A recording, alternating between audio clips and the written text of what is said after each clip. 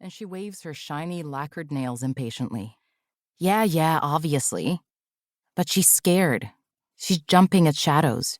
She keeps thinking, what happens if there's an invasion? If the enemy finds us, what will they do?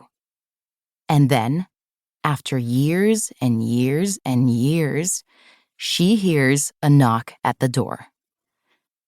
She pauses and looks at me significantly.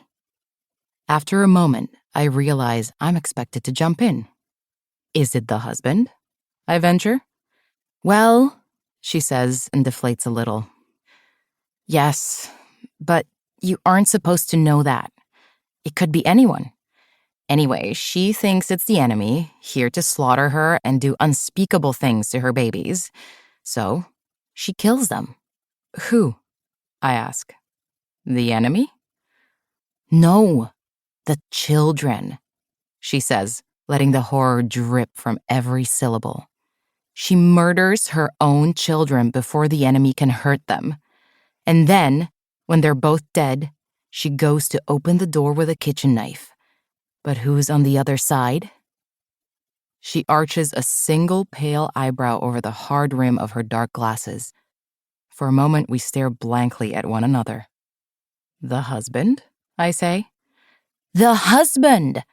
She claps her hands in delight. And that's the end. I think about it. I say. And this was black and white? The original was, she says with a shrug. But our version isn't. Our version has the most beautiful lighting, red and blue and so on.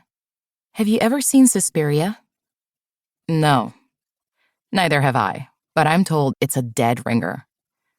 We weren't going to make it one of those trashy big studio remakes, you see, where everything is pastel and toned down and safe.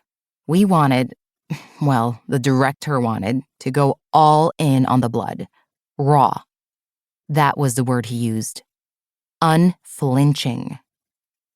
The original wasn't bloody enough for him? I ask. I'm starting to get a headache from the sun. I'm not used to headaches. I don't like them. Lulabelle Rock has big dark sunglasses on. She can look at me all she wants, but I have to squint to make out the pink blot on her white swaddled body and the manicured gardens that stretch out behind her, the distant azure swimming pool and immaculate topiary hedges. It's nice out here in the countryside. It could be a film set or a painted background. It's so perfect.